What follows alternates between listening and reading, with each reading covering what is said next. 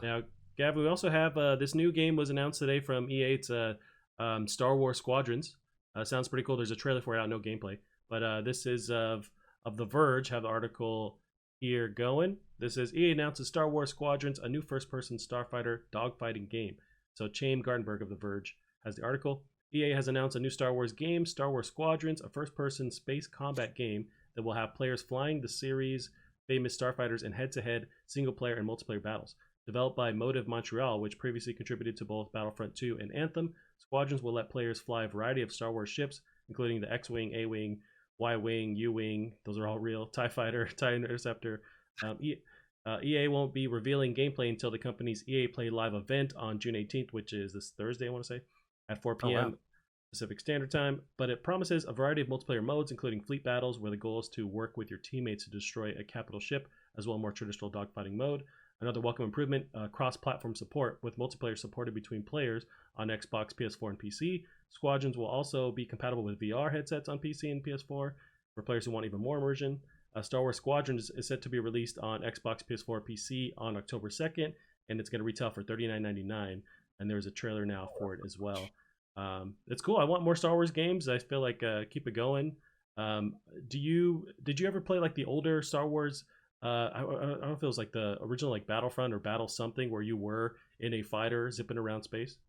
Not really. I played a little bit, and I definitely remember thinking it was absolute bonkers that you could, be in a spaceship, jump, like run out to the hangar, jump into another spaceship, fly over to the other hangar, hop out, and like I thought that was really cool. And I wish more games had mechanics like this. I think it's neat that they're doing the whole first person thing, and it's gonna have that sort of added layer of immersion. And I hope they do some fun stuff with that. I would love, if they do include like a Millennium Falcon or something like that, if you're able to run around, um, to get to the different parts of the Millennium Falcon, that'd be pretty cool. Or we'll see if you're running around the command deck on some of those Star Destroyers. Um, yeah, I'd be really curious to see what they kind of do with the immersion on this one. But that's really cool. And Yeah, I don't know how many flight simulator games are even out nowadays. But the yeah. trailer looks great. That's kind of a genre that has fallen by the wayside. So there is that one Microsoft-owned game where it's like a flight. It's a legit flight sim where they have like Mhm. photorealistic, versions of. I think they use like Google Maps to just like photorealize the world. But there's that. There isn't just a lot of fighter type games and or a ship battle like flying style games. And I think the people are hungry for it. Especially you plaster Star Wars over it. That's a win-win.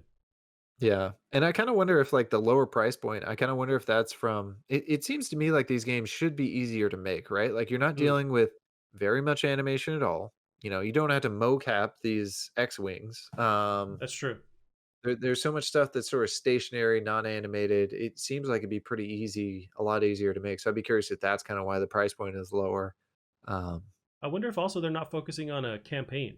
I don't see that in the article here. It seems like it's mostly multiplayer. Maybe that's also why it's going for $39.99. But I wonder if this is just like a live service game that they're trying to kick up. yeah, no, that's totally possible. I don't know, but I believe it. Now, so this is going to be shown off gameplay wise at EA's event, which is this Thursday, the 18th. And I'm assuming we're also going to see more stuff from EA. There's a bunch of games that haven't shown off yet. There's Valhalla. There's that like Fortnite Zelda looking game, Gods and Monsters. And also, so I have this tweet here. It's your boy who develops A Way Out. So Joseph Ferris, he tweeted Okay, a short tease about the fuck next yeah, game. Yeah, or whatever. that dude. That's what he said. Yeah. So he's going to show off his game at that event too. So he's partnering with EA for whatever that next game is. So yeah, we'll see how that goes. Can he be drunk and announce it again? That would be Well, I mean, he's definitely a character. Like he kind of does what he wants to do. He's very charismatic. With EA, I imagine they're kind of like, hey, buddy, keep it down a notch, or we got kids watching, so it's like I imagine he has to kind of like play by the rules. But that's cool that he's partnering with them. I'm anxious to see what he's gonna make because his games are very story based and cooperative. I feel like across the board, that's kind of his focus. With like pushing that ability. We played A Way Out. I really dug our time playing that because that was a really cool, just unique experience.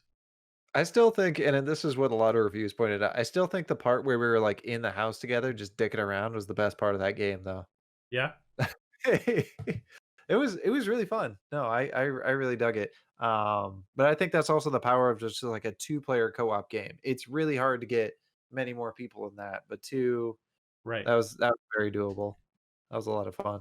Yeah, like playing the piano. I think is there a moment where we both play the piano, or we make a song, or we like a jam session? I forget exactly what Yeah, happened. somebody was on piano, somebody was on guitar, and we had to both start at the exact same moment. And then yeah, we played a song, and that was super cool. Gotcha. Yeah, no. So I'm very stoked to see what he's gonna work on next. I imagine it's gonna be weird and bonkers, and I'm definitely on board. It's gonna be his Inception video game. Nice. Hey, that count me in. So As we long got as he's some. got more big nose protagonists for guys like me, all right? That's the important bit. I gotta have someone to identify with. Right? Yeah, because you don't have any other, mainstream characters on games to really identify with. It's a struggle. That and Ganondorf, so that's pretty much the, I just mentioned, or I meant like just general white guys. That's all protagonists in games. So it's not like you haven't had the guy who looks like you for a while. So yeah, exactly. It's trouble, I have no representation. yeah, exactly.